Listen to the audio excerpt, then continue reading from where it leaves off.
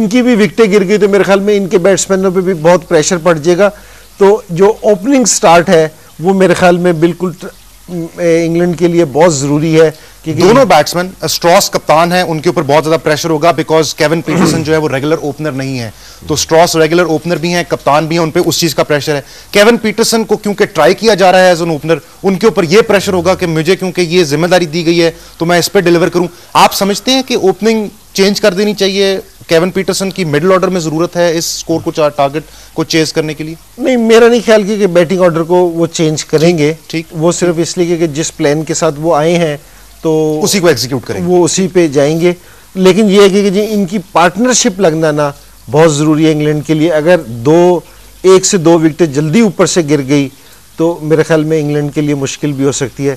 लेकिन इन सारी चीज़ों के बावजूद इंग्लैंड बड़ी टीम है, पिछले 2 साल से इनका रिकॉर्ड बहुत अच्छा है और जो सारी कंडीशंस है ना क्रिकेट वाइज वो भी बैटिंग की फेवर में है। वो इसलिए कि पिच बहुत अच्छी है, ग्राउंड तेज है। पिछले 4-5 दिनों की निस्बत ये पहला ग्राउंड नजर आया जिसमें बॉल ट्रेवल कर रही है, क्योंकि अगर गैप में जा रही है तो फील्डर्स के लिए ना उसको पहुंचना वहां तक मुश्किल है। तो ये भी फेवर इंग्लैंड के पास है। और इंग्लैंड की जो सी टीम में जो सबसे मैं कहूँगा कि इसमें जो सबसे अच्छा प्लेयर मुझे नजर आ रहा है वो बेल है, कि बेल है ना स्पिनर्स को और फास्ट बॉलर को इक्वली गुड प्लेयर है। तो ये इस तरह की जो सी इनकी, और ये फॉर्म में भी है प्लेयर, तो ये ट्रॉट और बेल पे ना इंग्लैंड की टीम बहुत डिपेंड करेगी। बिल्कुल सही है। ये बताएं एनजी भाई कि अब इन्होंने एक लंबा स्कोर करने जाना है, power play, batting power play जो है वो भी एक टूल होता है मोमेंटम को बिल्डअप करने के लिए, उसका इस्तेमाल कैसे होगा, आप कैसे देख रहे हैं? नहीं, अब उसका इस्तेमाल तो यही है कि ये अपनी इनिंग्स को देखें, क्योंकि जहां इनको जरूरत समझें, क्योंकि जी एवरेज को 292 पे एवरेज पे मैं ये समझता हूँ कोई भी टीम का कप्तान हो जिस टाइम उनको उसको लगे कि जी एवरेज वहां जा रही है, क्योंकि जहां से चेज होना मुश्किल हो, तो मेरे ख्याल में पावर प्ले उधर ही लेना चाहिए। मसला क्या एवरेज, किस एवरेज से ऊपर? मेरे ख्याल में कि जहां एवरेज 7.5 और 8 के ऊपर जा रही हो तो मेरे ख्याल में आपको अपना पावर प्ले इस्तेमाल करना चाहिए। जिस तरह आज इन्होंने पावर प्ले इस्तेमाल किया, 50 रन किए उसने उन पावर प्ले में। अगर कहीं 8 की एवरेज होती तो इसका मतलब है कि 10 रन आपने प्लस कर लिए, आपका जो सा रन रेट है वो 8 से नीचे आ जाता। 8 से नीचे का आजकल की क्रिकेट में 8 का भी रन रेट चेज हो जाता है, लेकिन मुश्किल है। लेकिन अगर आपके पास एक अपॉर्चुनिटी है तो आपको जरूर यूटिलाइज करनी चाहिए वो। और जो सारों से बड़ी चीज है कि जिस टाइम 2 बैट्समैन सेट हो तो आप अपना पावर प्ले उस टाइम लें ताकि वो उसका पूरा फायदा उठा सके। बिल्कुल सही है। इंजी भाई, आपने इंग्लैंड के खिलाफ बहुत खेला है और आपका रिकॉर्ड है इंग्लैंड के खिलाफ 9 दफा आपने 50 किया है, कंसेक्यूटिव 9 इनिंग्स में आपने 50 किया है इन टेस्ट क्रिकेट अगेंस्ट इंग्लैंड। तो आपने इंग्लैंड को बहुत खेला हुआ है। इंग्लैंड जब अंडर प्रेशर आती है तो कितनी उसमें पोटेंशियल है इस प्रेशर में से निकलने का? हमने आज तक उनको वर्ल्ड कप नहीं जीतते देखा, फाइनल में वो 2 दफा आए, दोनों दफा हारे, 3 दफा आए, इनफैक्ट तीनों दफा हारे। तो क्या आप देखते हैं इस मैच में इंग्लैंड के चांसेस क्या हैं?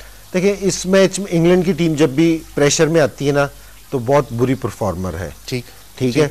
लेकिन पिछले 2-1 साल में, 2-3 साल में जिस टाइम से 1-2 इनके पास प्लेयर आए हैं, मैं इसमें कॉलिन वुड का नाम लूंगा, ये और ये पीटरसन, इसके आने से, और जिस टाइम फ्लिंटॉफ अभी चला गया, नहीं खेल रहा, 1.5 साल से अनफिट हो गया, लेकिन इन्होंने आके ना थोड़ी सी अप्रोच चेंज की है। अगर आप इंग्लैंड के बॉलर्स का देखें, हामिसन था, जिस तरह फ्लिंटॉफ था, ये पीटरसन था, कॉलिन वुड, इनको आप है ना इनकी ग्राउंड में एग्रेशन भी देखेंगे कि ग्राउंड में इंग्लैंड वाली टीम में एग्रेशन आई है। हालांकि आज देखने में नजर नहीं आई वाली एग्रेशन, ठीक है, लेकिन पिछले पास्ट में अब इनकी एग्रेशन देखने आई, उसकी वजह से ये T20 का वर्ल्ड कप भी जीते हैं। तो अब ये है कि इनका प्रेशर में थोड़ा सा मोरल अच्छा होता है, क्योंकि जी इतना बुरा नहीं खेलते। पहले की निस्बत इस शोबे में इनकी जो सी है ना इम्प्रूवमेंट है। परसेंटेज क्या है इंग्लैंड के जीतने के, चांसेस क्या हैं इस टाइम? तो मैं कहूंगा कि जी नीदरलैंड के चांसेस ज्यादा है इंग्लैंड से जीतने के। 50-50 कर लेंगे, ठीक है, 50-50 बड़ी बात है जी। नीदरलैंड की team out of nowhere they have a chance to win this game. और जैसे हमने शुरू में सुबह आगाज में बात की थी कि अगर 250 क्रॉस कर जाए नीदरलैंड तो नीदरलैंड के पास चांस है, नीदरलैंड के पास अब चांस है। तो देखेंगे हम कि वो बॉलिंग कैसी करते हैं और किस तरह रिस्ट्रिक्ट करते हैं इंग्लैंड को with in 292। This could be the first upset of this world cup.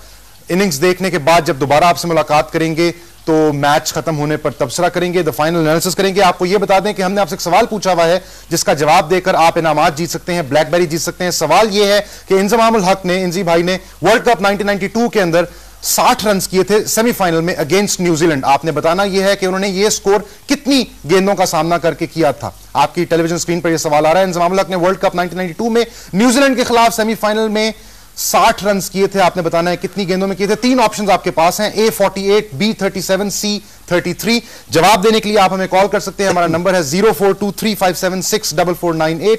इसके अलावा आप SMS करके भी जवाब दे सकते हैं। SMS करने के लिए टेक्स्ट स्क्रीन में लिखिए INZI INZI, स्पेस के बाद अपना पैगाम लिखिए, अपना जवाब लिखिए, नाम लिखिए और सेंड कर दीजिए 8888 पर। अब हम देखते हैं इंग्लैंड की इनिंग्स, और इनिंग्स देखने के बाद आपसे फिर मुलाकात करेंगे और फाइनल एनालिसिस की बात करेंगे। Begin.